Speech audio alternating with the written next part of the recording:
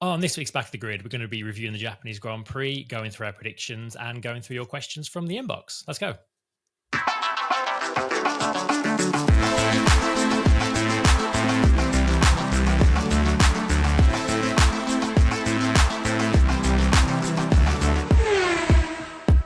Hello, everyone. Welcome to Back of the Grid. My name is Chris, joined as ever by Tom. Hello. And Stu. Hello. That was an introduction like the first time I'd ever seen you or something. Hi, everyone. I'm My Chris. name is Chris. And I like Formula One. That was a really good Japanese Grand Prix, I thought. Really enjoyed that. Decent. Yeah, it's good. It's compelling. It was compelling. There was a lot going on. It was one of those where past turn one, we basically didn't see Max Verstappen for the entire race, which is fine because there was just tons of other stuff to look at, which I'm glad that we got to see because, very exciting race. Yeah. Let's start at the beginning. Start at the beginning. I guess, we'll start with the full start we had, our first red flag of the season. Albon and Ricciardo out at turn 2 went down as just a lap 1 racing incident. What do we think on that? Probably sensible. Yeah, considering the way we apply things in that lap 1 scenario, especially in the first few corners, probably about right. I think if you're going to do anything, you'd maybe apportion some blame on Ricciardo because he could have definitely done a better job of checking that space before moving into it, possibly. But at the end of the day, when they're both out, the most you can really do is probably like a penalty point or something, and that would probably feel a bit harsh. Penalty point is very harsh, race, maybe. But I think if you'd been in a scenario where Ricciardo had somehow survived that incident, but Albon goes out, you would end up with like a 5-seconder or something. But that's probably classic policing the outcome, not the incident kind of territory. That would be, I think that would be wrong as well. I think, Albon was nowhere near sort of close enough alongside. Yeah, it was be contesting that position at that point. Albon was the one taking the risk, and they both suffered for it. Yes, Ricciardo could have checked his mirrors and made more space, but I don't think you're necessarily expecting a car to be that close to you at that point on the track. So I think it's even blame apportioned. Yeah. I think I'm probably more toward, if you had to apportion blame, I think I would be more towards Ricciardo. But Albon was putting your car where he put his car. You're relying on the other driver knowing where you are. And he was the classic case of he was looking in the wrong mirror. There's an argument that you shouldn't be looking in your left mirror while you're turning right at the start of a race. Or right mirror while you're turning left would be technically, wouldn't it? Well, Ricciardo was drifting from the left. He was going from the left of the track to the right in order to have the race in line for the next left hand. So you'd be looking in your right mirror. No, but he was looking in his left mirror because Stroll was having a little look up his inside. Oh, right. Oh, yeah. Well, in that case, then, what's he supposed to do? Come on. That is class. That's why they have it was a lap 1 racing incident category, I suppose, isn't it?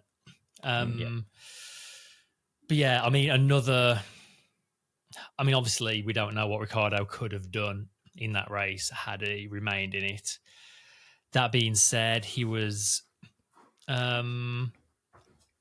He was close to Tsunoda in both qualifying sessions that they contested, but ultimately it was Tsunoda that got through to Q3 and it was Ricciardo who didn't. Yeah. True. They are giving Ricciardo a new chassis, I think next race, or maybe Italy. They've got a new chassis scheduled for him, so I wonder if there's something about that chassis that's not quite right. Because he just seemed a long way off the pace even for Ricciardo, for me.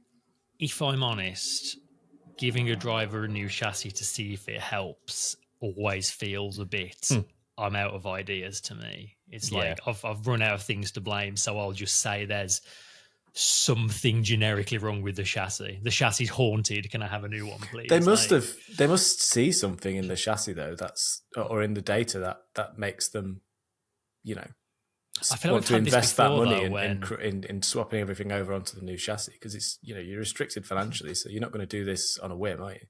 Yeah, I mean, I'm going to guess that they as a team are not in Williams' position and they have at least one extra chassis. So I guess it's more a case of just swapping that out. But I mean, from a qualifying perspective, they were within a tenth of each other throughout. It was really close, wasn't it? Like less than a tenth for the most part.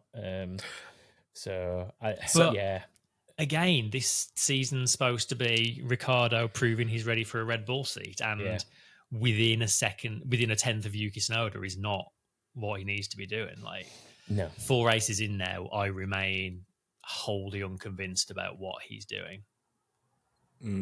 I think I've reserved judgment until he gets this new chassis. If he's still a mile off, or if he's still not competing, or if he's still making lots of mistakes, after that, then I would be inclined to agree with you. But right now, I'm holding out hope for it to be a car issue. I will give you that. However, I also think he's been given a lot more rope than any other driver would because he's Daniel Ricciardo. Yeah, I agree with that. Absolutely. Nick de Vries wouldn't be getting this kind of treatment, would he? No, not at all. Well, he didn't. He didn't. We saw it happen. It was the same team. He didn't. Proof is in the pudding. Didn't get a new chassis or anything. It was just, no, you're out. But that's, to be fair, I think that was more politics. Nick de Vries never got within a tenth of Yuki Tsunoda, though, either. To be fair. He didn't get with a tenth of a lot of people on the grid last year. So there's something to be said for that bit, at least. But is that not strange that like he came into the Williams seat and just had an absolute blinder, and then shows up at what was AlphaTauri at the time, and has no performance. Just suddenly he's a different driver. You know, I don't think that's the driver. I think that's the team, right? I think it's partly that. I think also a lot of people, ourselves included, got a bit too excited about that one race for Williams. Yeah, maybe. Perhaps. But maybe, but that doesn't happen at random, though. Like, the performance like that just doesn't, you have to be a good driver for that to happen. Like, it's not just a flash in the pan. We know he's a good driver because he's a Formula E world champion. So I have thoughts on that as well, but that's a whole different tangent.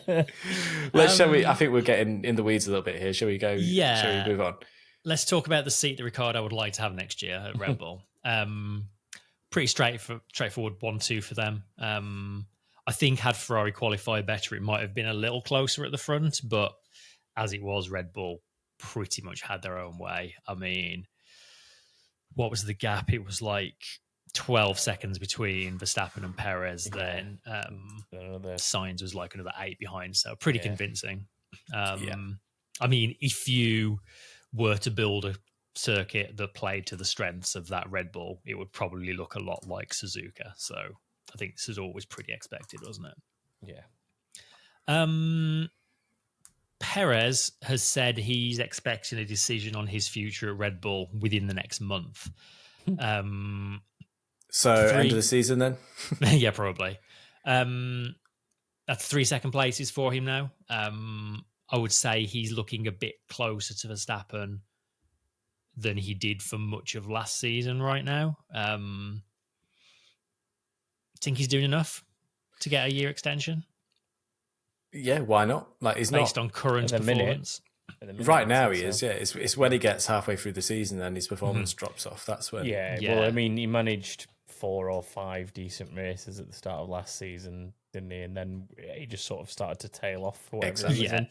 So, I think it's very optimistic of him to be thinking that he's going to be getting this contract signed up and all done in the next month. I mean, it would suit him, wouldn't it? It'd be nice for him to, at the start of the season, while he's performing, get that contract all, signed, sealed, delivered. And then, summer break happens, he comes back and he's nowhere again. So, if I was Red Bull, the sensible thing to do is definitely to hang fire on that contract and see how he does over the course of a season. It's definitely going to be a shock to him if the decision that Red Bull have said that they'll make within the month is actually them signing Carlos Sainz and Perez finds out that he's got no contract. Well, this is you'll find out within a month, Sergio. Yeah. Then he's going to Mercedes after that. Straight to Mercedes, Perez. I think this hole in the drive market Hamilton's left could either be really good or really bad news for Perez, because it might force the driver market to move really quickly, in which case Red Bull might panic and snap up someone like Sainz while they can. Alternatively, it might end up that Red Bull decide they want to bide their time and see what happens. And by the time they need to make a decision, everyone else has been snapped up, and Perez is the best choice left for Red Bull. But yeah. I mean, I could see him with Audi, to be honest. Perez, possibly, yeah, potential Audi candidate, just to get you a sort of steady hand to start your season off. I don't think he's going to be winning championships, but he is solid. There's no denying Perez is a fairly solid driver. It's just that I think for the money as well, if you're like the first year of a project, I think you'd be able to get him for a nice rate, and still get some good performance. So I think he's a good value driver. Yeah, he's a driver that's really good at picking up results when they present themselves. He's not proving to be a very good driver in terms of putting the whole season together. Yeah, he's like the default supermarket brand Formula One driver. Gets the job done when it needs to. But yeah. It's not as good as Kellogg's. He's like, not quite a brand. He's like Roller Cola, Sainsbury's Cola of Formula One drivers. He's acceptable, but not. He's the IKEA furniture of Formula One drivers. Like, you can get him, and he's going to do a solid job. Don't expect and it lasts for years. Well, will it? That's the question. I mean, that's the lottery, isn't it? Yeah. He's been here for years, to be fair. Yeah, that's true. And occasionally it might just all fall apart, like last season. If you want to get really granular and specific IKEA furniture, he is the mom chest of drawers of Formula One. Yeah. 100%. Oh, God. Right, should we move on? Yeah, be better. So yeah, Ferrari, as we mentioned, pretty ropey in qualifying. They ended up 4th and 8th. Leclerc said an interesting thing after qualifying. He said it was once or twice a season, he feels like there's a qualifying session where you feel like you're driving really good laps and the time's just not there. The tyres just aren't quite giving you the pace that you would expect them to. And he was like, spoken like the most overrated driver in Formula One.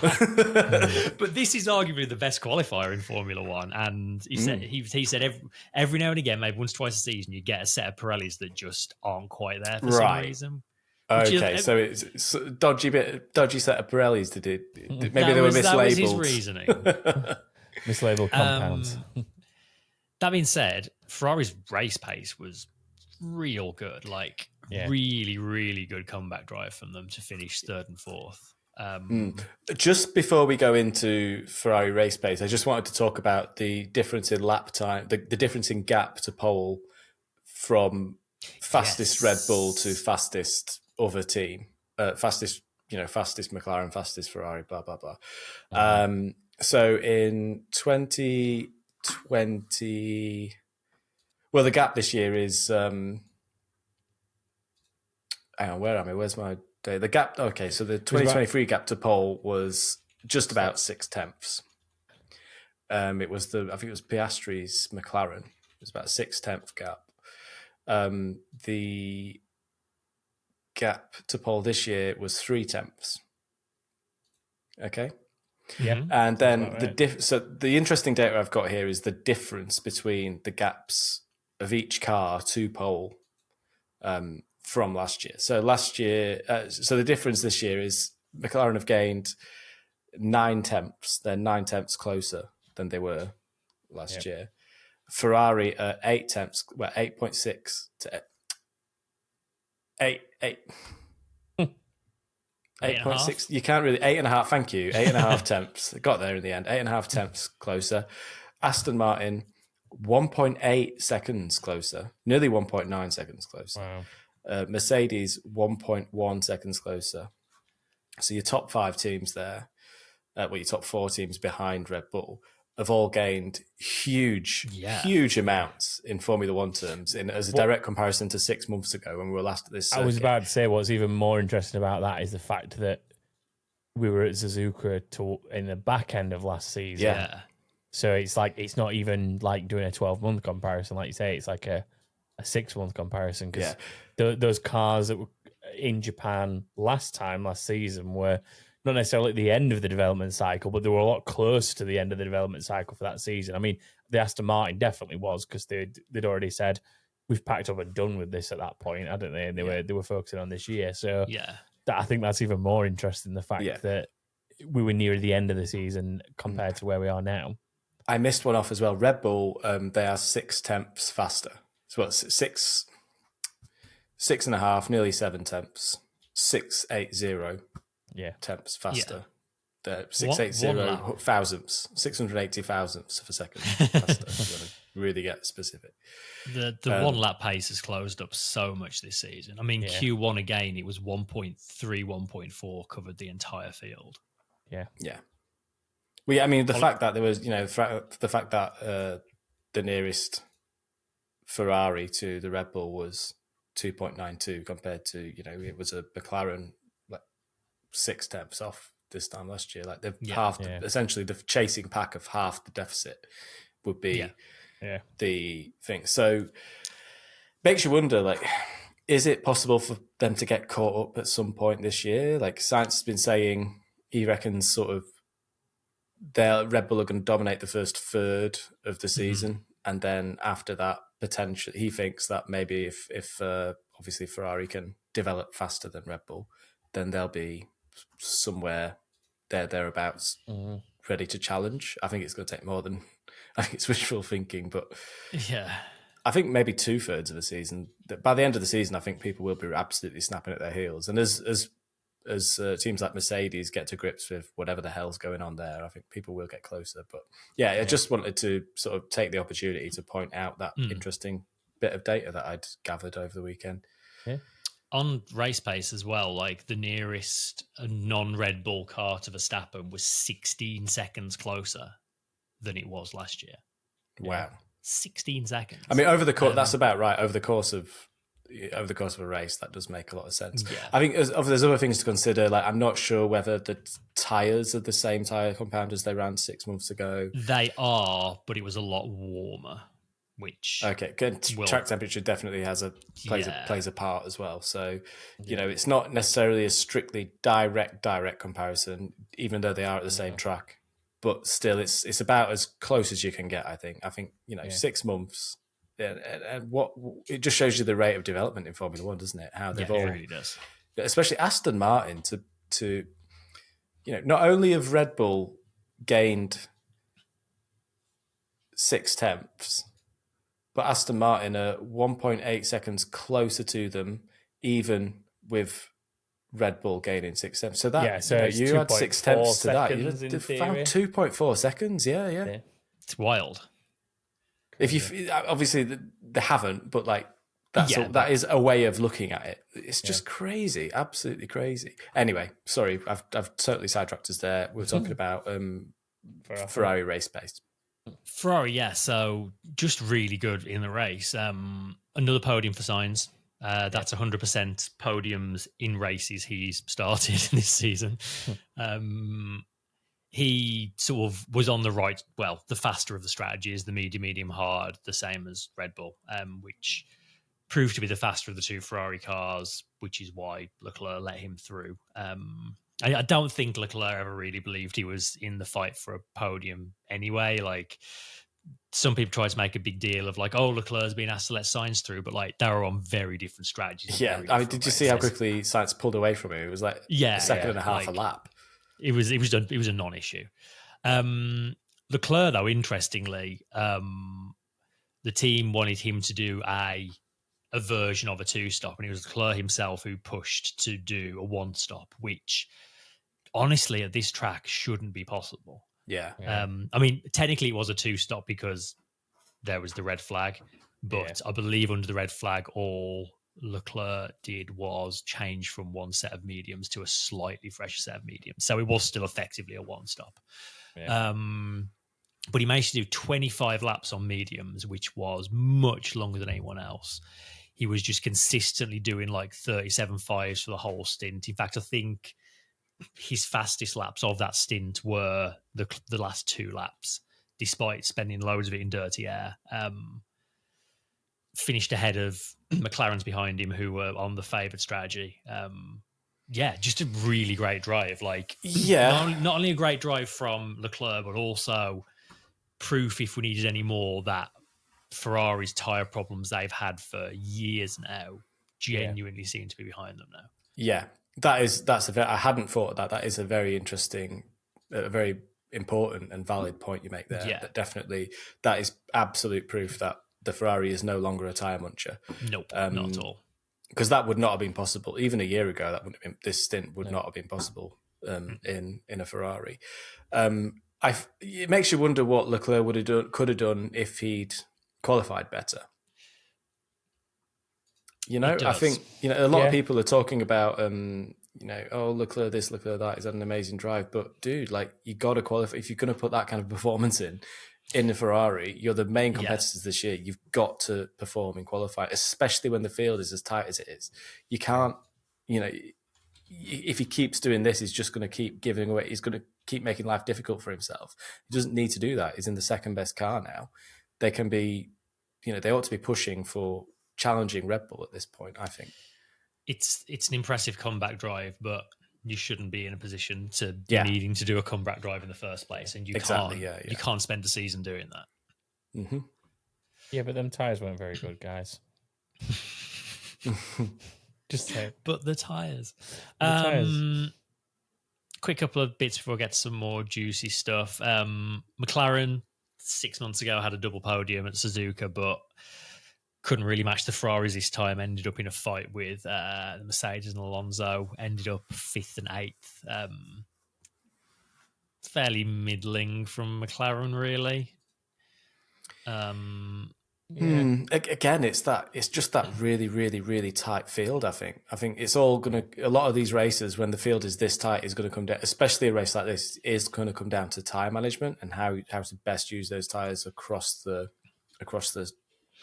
period of the race. And I think maybe they could have done a better job on managing that and using the pace at different times to maintain an advantage that way, rather than I must admit I didn't really get a chance to properly follow McLaren's race that much. I think there was a lot going on this race and it was quite difficult to keep track of. Yeah.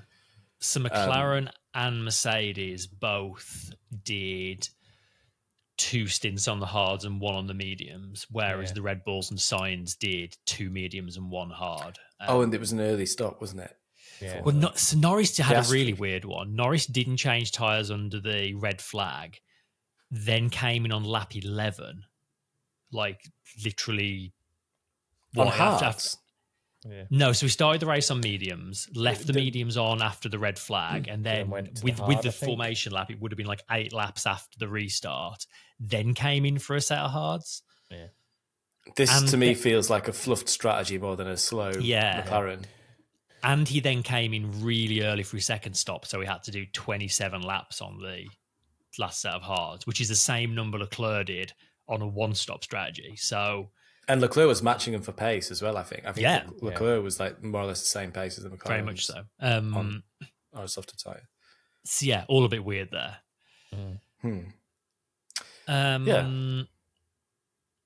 Quick word on Alonso, who finished 6th ahead of Russell and Piastri, which is probably ahead of where that car maybe was on pace. But some pretty interesting DRS tactics, a bit like Sainz in Singapore last year towards the end. Which was just very good. I mean, some people like, is he going to try some tricks again after like what happened in Australia? But like that was just legit, really, really smart racecraft from him, I thought. Yeah, nothing wrong with that. Really, really good, really, really smart, high IQ as ever from Fernando Alonso. There's really not much else I can add to that. His best. Tom? No, didn't have anything to add to that. I think the other thing is I just found it really surprising that Stroll was so far off him still, despite being the car with the upgrades. Stroll got all the upgrades and went backwards. I didn't get that decision at all from Aston, if I'm totally honest. Like, if that's me running the team, I'm giving the upgrades to the guy with the most experience on the grid that can tell me the most about the impact that they've had. I'm not saying Lance Stroll can't necessarily give you feedback, but surely Alonso's a better option to give those upgrades to. The guys in the Discord are saying that they swapped the upgrades over to Alonso. Yes, before qualifying, I think they did, but still, Stroll was. Your point is why test them with Stroll when why not give them to the driver who's going to be running them in the race so they can get used to them? Yeah, in practice, okay. But I will say on Stroll, he was pretty bad in that race, pretty slow. However, his strategy was one lap on softs until the red flag, swap to a second set of softs for 11 laps, then a set of mediums for 10 laps, then a set of hards for 12 laps, and then a third set of softs for the remaining 18 laps. Wow. What? That's like watching a 5-year-old play Motorsport Manager or F1 Manager. It's like it's tyre roulette though, playing with it. Doesn't understand tyre strategy. Bizarre. Weird. I'll move on to Mercedes. So, as I said, Mercedes also had two sets of hards. 2 sets of hards for the race rather than 2 sets of mediums. They were also the only team in the top 10 that decided to switch to hards under the red flag, which basically meant they spent almost the entire race on hard tyres. Russell did do a kind of reverse strategy and he finished on the mediums, which is why he kind of closed on Alonso towards the end but couldn't get through. A lot of people are trying to make a big deal out of Hamilton offering to let Russell through early on in the race. Hamilton said it's because he picked up some damage. Yeah, so it's just like... Well, that and if he knows anything about what's going on around him with the team, he probably also knows he's on a different strategy, like with the way he which him up and he's... stuff. Well, they were on... the experience are good. I think they were on the same strategy in the end there. They both ran 2 sets of hards and then a medium. Yeah. So in fact, actually, they might have been on the same strategy, but regardless, exactly. like it's if he's seen the guy catch up on him, it's not rocket science. Like, do you want me to let him through because he feels faster than me? Like, well, he was nursing a lot of understeer. He said at the time, and it did turn out that he did have front wing damage as well. So I mean, if he can feel his car is somehow hobbled. He's thinking about the team and points and, how tight it is for everyone. These points are going to be worth a lot of money by the end of the season. So, it's just forward thinking, I think. Russell got investigated late on in the race for forcing Piastri off track when he had that lunge into the final chicane. Nothing was done about it in the end. I think it was fine. It was a bit of a late throwing the nose up the inside, and he ultimately let Piastri keep the position when Piastri had to bail on the corner because of where Russell had put himself. So I think the outcome's about right. Like, had they made contact and yada, yada, yada, or Russell kept the position, that kind of thing, then maybe you've got, you would have a situation there where Russell's kind of probably unfairly gained that place. But I think it's one of those, like, the corner is a tight one. It's designed in a way that you can bail out over it. And they kind of went back to running exactly as they were before the corner, straight after it. So I think no harm, no foul in the grand scheme of things. If anything, Piastri probably gained a bit of time, actually, because he got in the corner. Yeah, maybe. I think a lot of that is half Piastri's thinking, I can cut this corner and say I've been forced wide and I can gain a little bit of an advantage that way, So, it's 6-1. I think there was room for Piastri to... He did leave room. There was, like, ever so slight contact. There was, like, I think it was wheel in the side, but, like, very, very minor contact. Yeah. And there was space for him, so he could have made the corner. But, the stewards, I think, made the right decision. I think crucially is that although it was like a late dive from Russell, he was in control of his car the entire time. Like, he wasn't locked up, he wasn't bouncing over curbs or anything. Like, he was in control. He was putting the car where he wanted to, and I think that's the important thing. Yeah. So that covers the top 9, which, given Stroll was plus Stroll. Well, given Stroll was Stroll, he's allowed 1 point on offer for the remaining 5 teams, which was ultimately taken by Tsunoda after a pretty great drive. Some spicy overtakes through the S's. Yeah. Ultimately, though, it was the pit crew that got that point. There's a big big advantage for them getting that.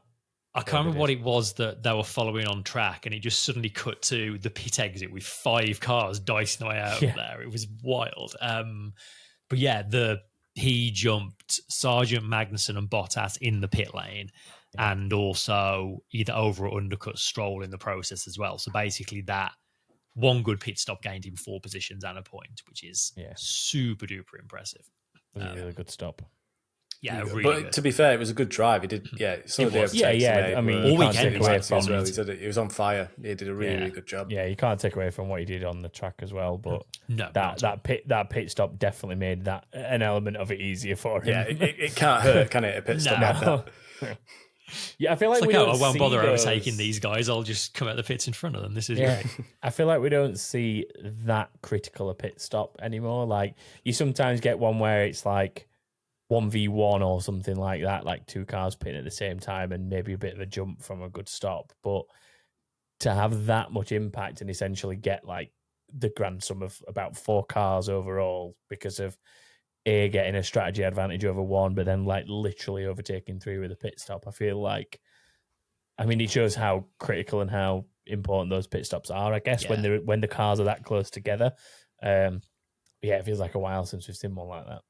Yeah, it just shows you how much as well it's hurting Sauber doing these slow pit stops. That's not. Well, I mean, I'm sure we'll probably get to them in a minute, but at least they managed some half normal pit stops. What? I mean, it was still 4 or 5 seconds for the most of them, but that's the thing. 4 that's pit improvement stops without any issues, but they were all very slow pit stops. This is it. Like when you're fighting tooth and nail for tenths of seconds, and you're putting all that work in as a driver, and then you go into the pit stop and you're just sacrificing 3 seconds. And if you're getting a 1/10 per lap advantage, maybe that's just 30 laps of your advantage just gone. Yeah. So all that work for the pit crew for the car, it's not the pit crew, it's the design of the car, isn't it? But they got to fix it. They just got to fix whatever's happening. Yeah. As I understand it, it's an overheating of the front wheels. The components, it's basically threading wheel nuts because they're getting so hot. Yeah, it's a new wheel nut design which they tested in the factory and never saw these issues at all. But their testing wasn't stringent enough because under the stresses of a Grand Prix, the tolerances just aren't there and it's failing. So you need to get a heat gun on it and then do it. Yeah. Yeah. And even that wouldn't be hot enough because the brakes are getting up to well over 1,000 degrees. So it's, I guess, you learn, don't you? That's the thing. Yeah, just have to learn, and they're learning the hard way, unfortunately. Yeah, that's for sure. Quick word on Alpine. I think they had some upgrades this week. They looked a bit better in qualifying, but they managed to make contact with each other at the restart. Both got damaged, both lost downforce. Faded. Not good. Both lost love for each other. Yeah, I mean those two have never had love for each other. Not that there's much to lose. Yeah. Which brings us to Williams. My goodness, what a start to the year they're having. Yep. Another crash for Sargent in practice, which was a bit of a weird one. Like, James Vels said something strange, like he forgot which part of the track he was on, which is obviously not true. I think what he meant by it was Stroll. No, he's not Williams Albon. anymore. No, Sargent was. I think he misjudged how much escape road there was at the exit. So he'd kind of run wide and was expecting a bit more escape road to be able to save it.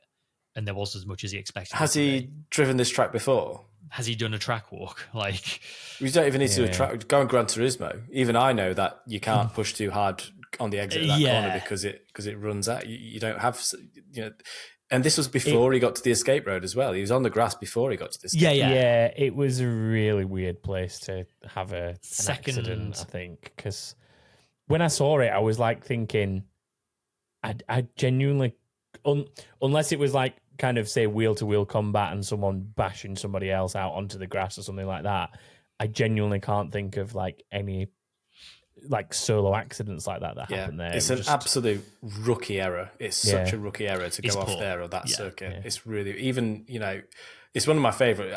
I feel like I can say this because it's one of my favorite tracks that I've ever driven in any sim, and everyone knows who drives that track. Everyone knows there's just no time to be gained there by going off track. Or pushing if you push. Yes, there's time to be gained there by pushing hard, but it's pretty obvious where the track ends. I know, he's sat in a Formula One car and there's a halo, and it's difficult. It is difficult to see from the cockpit of a Formula One car, but he drives this car week in, week out. He knows where the boundaries are. He knows where the wheels are on the track and what his visual reference is. So how has he suddenly forgot that? He's just pushing too hard. I think he's under pressure, isn't he? He's definitely under a lot of pressure, Logan Sargent, because that's what's leading to these kinds of mistakes, I think. I think you're right.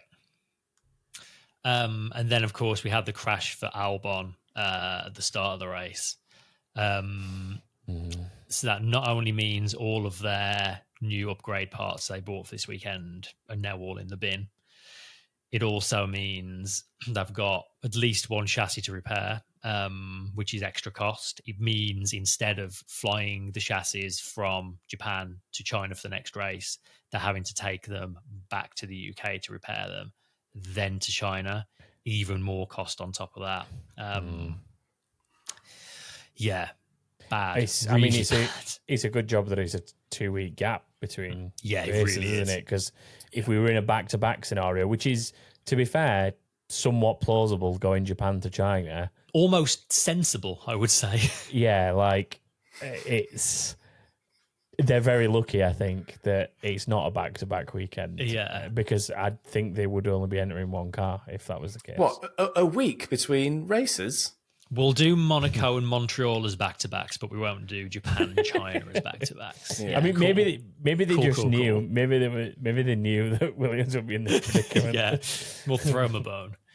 But it is bad. Let's take it serious for a second. It is ridiculous that they're having to do that. And this is all because they don't have a spare chassis. Really. Yeah. And I believe it's still the case that they're not expecting to have a third chassis ready before Miami at the earliest. Just do it. Just get on with it. Make another chassis. Why does it take so long? I don't understand why it's taking them so long. They've got the it's homologated. They've got the casing for it to build it. So just get on and build it. Is it because the kiln, they've probably got upgrades going through the kiln, so they're rationing the time in the kiln to bake the chassis, and I suppose it's a very, very big component as well. So maybe they've got to send it off somewhere. Maybe there's no availability for whoever needs to bake the chassis for them. It's strange. Just get on with it. Just make a car. You would think it would. You're a Formula One team. Yeah. You would think it would be like a high priority, to be honest, wouldn't you? You'd think that given the situation they've found themselves in, priority number one, get that spare chassis sorted out. Yeah. Crazy. Apparently, according to Clarence, the Alpine are in a similar position, which I didn't realise. I did hear that rumbling as well, that Alpine is still waiting on a third one. And then, of course, all these chassis they're repairing are only getting heavier and more imbalanced because the process of repairing them is going to it's going to depends on the damage, but you're going to be adding more weight to them in the process of repairing them one way or another. It's literally like a gram, though. It's nothing. They're not adding load. You know how light carbon fiber material is anyway. They're not adding really huge amounts of weight. In fact, it actually makes them stronger when they repair them, because you get a whole extra seam kind of thing on it, and it's overlaps of it, so it actually adds integrity to the chassis. But that's what I heard in practice anyway. That's what one of the commentators. So what you're saying is Williams are actually pulling 1,000 IQ move because they keep repairing them and making them stronger. No, what doesn't kill them makes them stronger, though. There's a potential episode title. Should we do a driver of the day? I'm not basing an episode title on Williams. I can tell you that for sure. Yes, we should do driver of the day.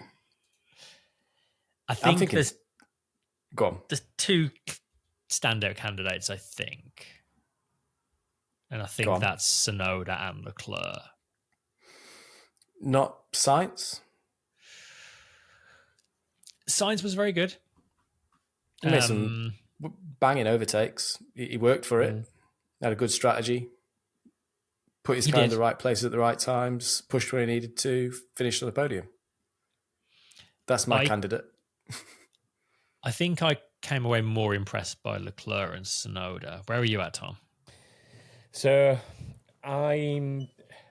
Leclerc's drive itself was a good one, I think. And the thing that sort of puts a smudge on it is the thing we were talking about earlier with the qualifying performance. Had it been better, that's a podium and maybe getting somewhere to put a bit of pressure on the Red Bulls in theory. If he qualifies third or something and where he potentially could have been and then puts in that drive, he's potentially like giving the Red Bulls something to worry about. So I think there's a bit of a smudge on it because of the poor qualifying. So I sort of leaned more into the Yuki Tsunoda camp just because I know he's not really like gained masses of places when he's already starting inside the top 10. But I think he's just had a really, really good, strong weekend all round. And I think a top tier drive from him to keep that, because I think that car at the minute could have potentially gone backwards in race if it wasn't for a strong drive. I mean, he went backwards off the line, both of them did. Well, yeah. That's shocking starts, actually. So awful starts, yeah. I think it took that's like a blot on the driver of the day mark for Yuki. Chris, make your case for Leclerc then. I think Leclerc, he called the strategy himself from the cockpit. Yeah, true. And then executed it flawlessly. That stint he did on the medium tyres to keep them alive, consistent lap times in dirty air, choosing his battles, I thought was super duper impressive. Yeah. And he'd have probably been worse off, to be honest, if he'd have followed the Ferrari chosen strategy and not challenged it. I think he would. I think they ran, I mean, it depends on what they've run it against, but someone at F1 put together a graphic suggesting he would have finished behind Russell had he taken the stop with a simulation. So it'd have cost him a good 4 places in theory, if or around about that 3 or 4 places. It's not very often there is that.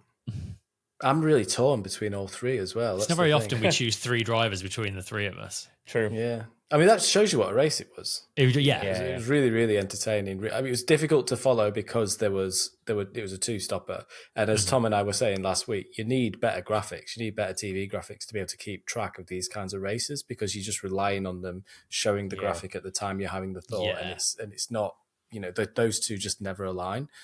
So I found myself thinking, has Norris pitted yet? To myself. Yeah. For a certain, when he hadn't pitted yet, because obviously you see them where they are on the timing tower, and you're like, should they be there? Hang on a second, have they pitted? No, they can't pitted. But you just want that confirmation to show you that they have or they haven't. I was relying on the live timing a lot just to keep track of who had made pit stops, and even then, that's it wasn't fine. Enough info, really. That's fine if you're watching live, I think, because you get the exactly. you get the tracker, you get the pit stop tracker, and you get the lap chart, so that'll show you everything you need to know. But if you're watching on catch up like I was, and you're trying to watch it sort of as live, then you really need that timing. To rely on it. Yeah, you really need that timing tower to have if and when someone has had a pit stop and how many as a minimum, I think. But anyway, we did that to death last week, so I won't labour that point any further. So Sainz, Leclerc or Tsunoda? Who's your second choice, Stu, after Sainz? Second choice, I would say, again, I'm still really... So I would say my second choice is probably Leclerc and then Tsunoda, even though Tsunoda did have a very entertaining drive, his ultimate position where he ended up on track. Regardless of how great his drive was, I think I don't think he could have done any better in the car, but it's hard to give it to his driver who's finished way down in 10th. Yeah, I mean, my backup choice is Leclerc, and the only thing putting me off going for him was the qualifying bit and him starting where he did. So I'm more than happy for it to go to Leclerc on that basis. I think that means we're going for Leclerc. I think I can go. All right, I could go. Leclerc Just about go with the most overrated driver in Formula One. Move of the day. There's a few of those. The Yuki show, the Perez show. I'm not going to... I mean, I can't give move of the day to Perez for 130. We've got 130R written down, but I think in that car, he'd already pulled alongside on the straight. It was his corner. It was well alongside. There was no way that corner was going to be contested. The person on the outside is always going to pull out of that. So I don't think that was that mighty of a move. I think it was always going that way.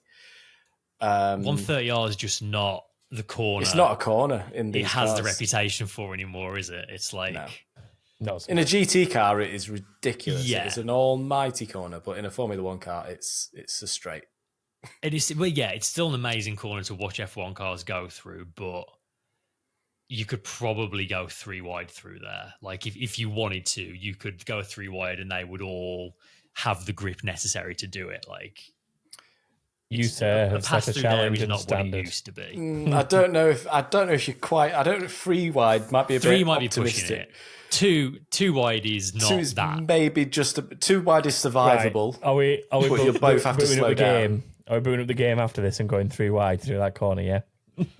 I don't think any of us are talented enough to make that work. I think you could go towards that corner pretty much to the inside of the track and hug the inside line most of the way around it. Like is the logic I'm going for there. I think it's tyre dependent. I think if you're both on fresh tyres, I think yes. I think further through a stint, I don't think it would be. But anyway, we're getting into the weeds now. So.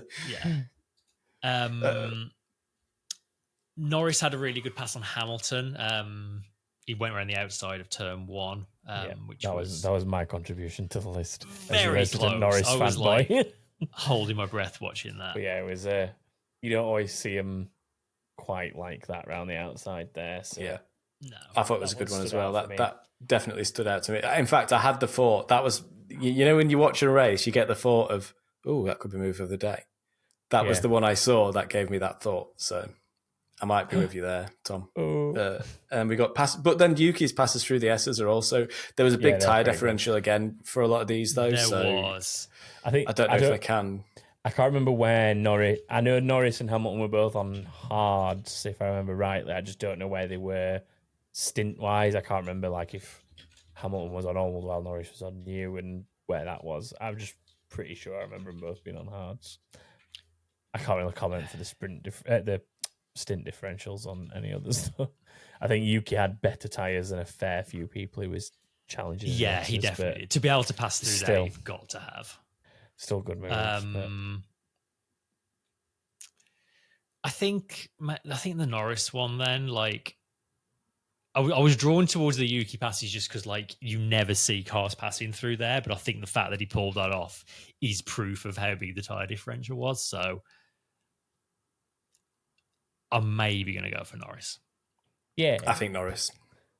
Norris it is then. And then final award. Honestly, what the f*** are we doing here? I don't know. I can't think of one this week. I don't think there was anything particularly mental. There was some good helmet. There was some good fans. But there always are in helmets. Yeah. Did you see the costume change, Fan?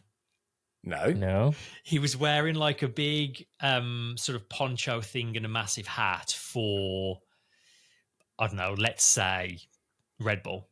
And then in like a couple of swift movements, he just sort of took them both off. And underneath was the exact costume a second time for Aston Martin that you couldn't see the first time round. So like, depending on what happened on track, you could just like whip one costume off and support a different team. That's ridiculous. That's so funny. That's quite funny. It was really good. That's very inventive. The timing tower being broken at the start of the race was very funny. That's a classic, isn't it? Halfway in the first lap, Tsunoda was a lap down, apparently, which made it trouble. Yeah. It's like, hold on. Yeah, I saw that and I was like, that was on the restart, wasn't it? And I was like, yeah, that was the restart. Did I miss something during the opener? But no, it was just plain wrong. Yeah, because in the background, you could see Tsunoda looking like he's making some moves. So straight away, I'm like, I wonder if he actually made them stick. I'll have a glance at the timing tower. He's 19th and a lap down. What? Yeah. But you feel bad for the commentators at that point as well, because they're trying to use it to get a grip on like what's going on in the race, because that should be like, it should be up to date the whole time. I don't know what happened. It's probably a transponder issue to do with their position in the pit lane, I would have thought.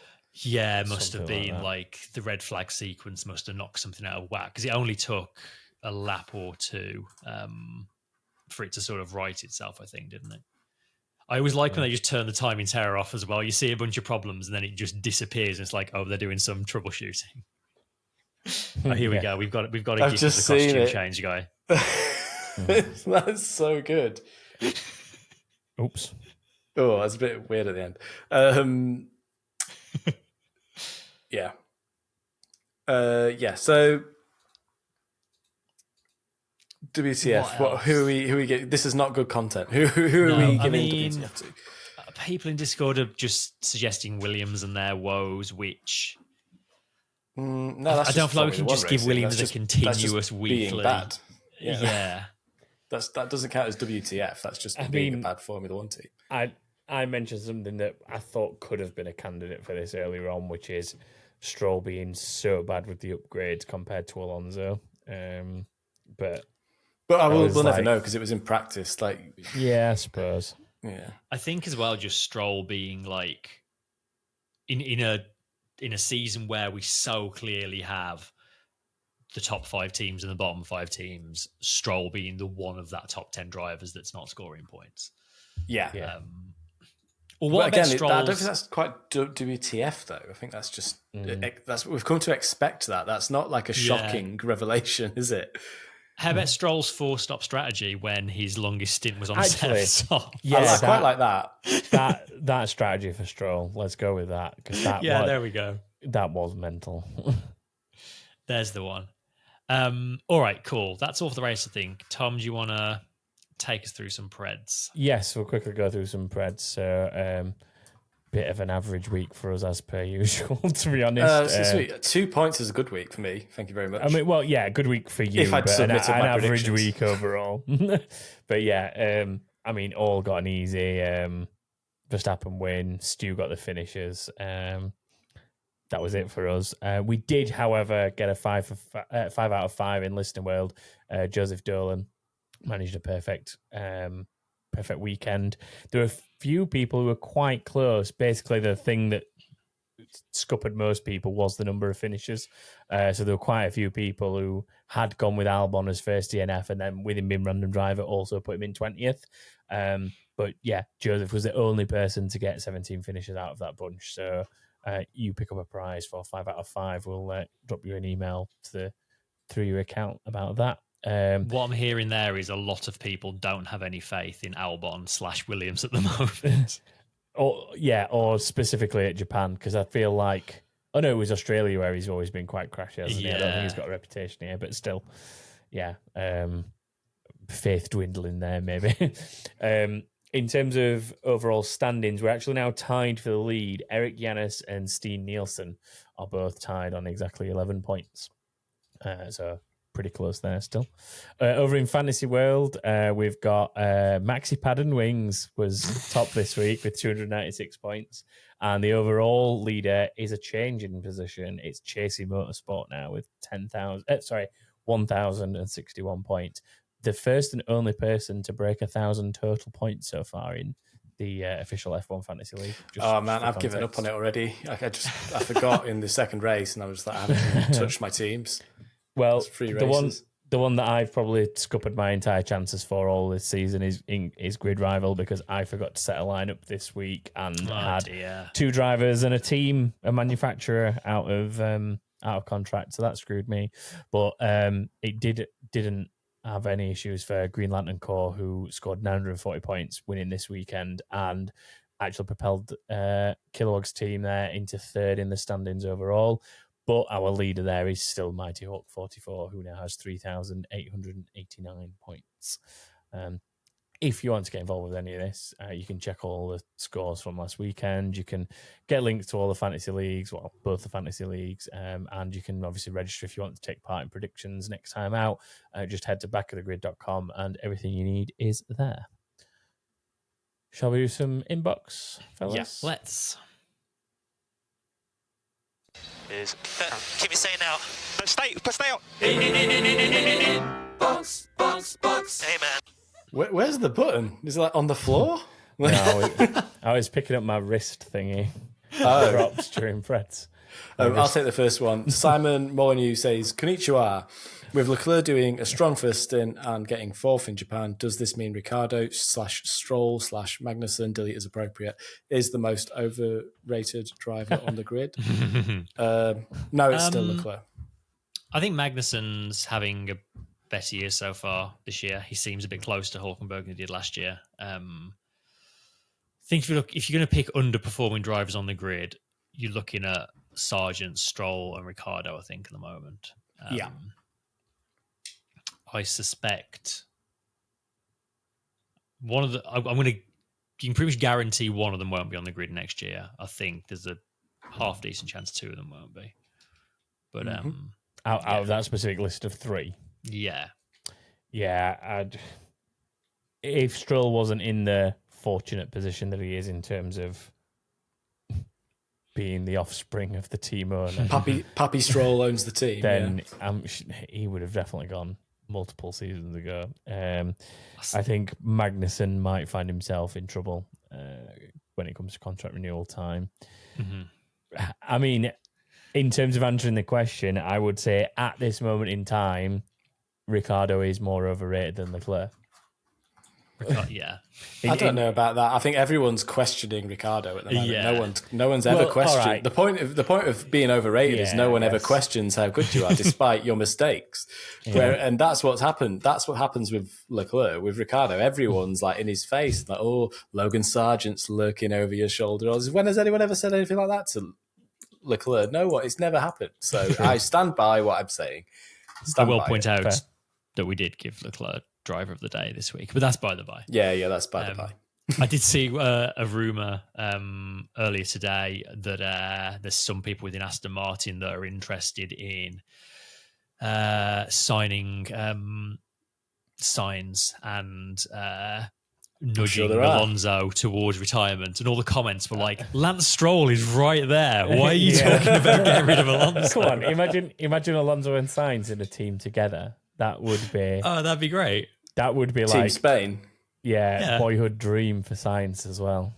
Yeah, that would be fun. That'd be a good lineup. Next one from Kilowog. Hey man, do you think F1 should consider at-fault crashes against the cost cap? Ooh. Albon clearly getting taken out by Danny Rick could count against Red Bull's cap and will be a huge deterrent to risky driving. Is that what you want? Do you want people to not take risks for the sake of the cost cap? Was Albon clearly taken out by Ricciardo? I don't think he was. I think Albon put himself in a bit of a silly position. Yeah, I think maybe the incident's not the best one to do with this. But I also think that even if you had like at-fault crashes affecting the drivers, team, cost cap, etc., I genuinely don't think that would change anything about what the drivers do. If I'm totally honest, like, I don't think there would be a driver thinking, "Oh, I'm not going to go for that one because of the cost cap." They are not thinking about that as they barrel into an apex late on the brakes. Like, they are just thinking about getting the move done. No, but they're not as well. If they've been briefed by the team to not take any risks, then they're not going to take risks. If they're in a position where. I mean, saying that, I'm sure Albon was briefed not to take risks, and he took that risk and ended up in the wall. So, I mean, what more could you do to a team to make them more risk averse than what really Williams should be right now, given their chassis situation? Yeah, and yet here we are, both drivers. one driver taking risks in practice, pushing too hard and going off track and crashing it all on his own, and the other one, Albon, literally first lap of the race, and he's putting his car in very risky positions. So, but yeah, I don't know what difference it would make. And also, crashing and having to repair things is just inherently part of racing. Like, right the way down to like club karting. Yeah. Like if you're like, racing MX5s or minis at the weekend or something, like there's a pretty heavy cost cap there, which is what you can afford because it's like the cheapest racing out there. But everyone who takes part knows that even if someone else does something really stupid and smashes into your car, being there, that's part of the risk that you're taking, and it's just part of it on you. So, yeah. Also, Discord are pointing out that in that question, I saw the letters RB and said Red Bull, which is clearly, I'm so just... The real name of that team is so just far out of my brain. I can't even fathom. But, it's a real problem because I do it all the time. The number of times I want to abbreviate Red Bull to RB because we've always done it. And now this stupid team's got this stupid name and it's just absolutely ruining it for everyone. It's really annoying. Should we do the last question? One? Yeah. Jose says, hey man, I think there are enough examples now to deem the Sauber pit stop situation a systematic issue. What or who needs to change in order to fix those pit stops for the team? Front wheel hubs need an upgrade. Yeah. That's what needs to happen. Yeah, I mean, obviously Audi are like more and more involved in that team now, and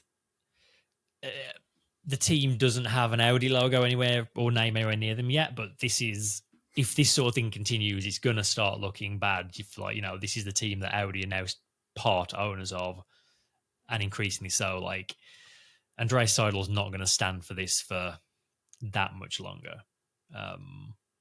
But I don't think it's a case of people need to change or anything. It's just they've done a silly thing when they designed the car and they need to fix it. They need to solve the issue of the component itself. And they just need to upgrade it. Remake it in the standard sense. And they've obviously tried something to be a bit innovative and it's not worked out.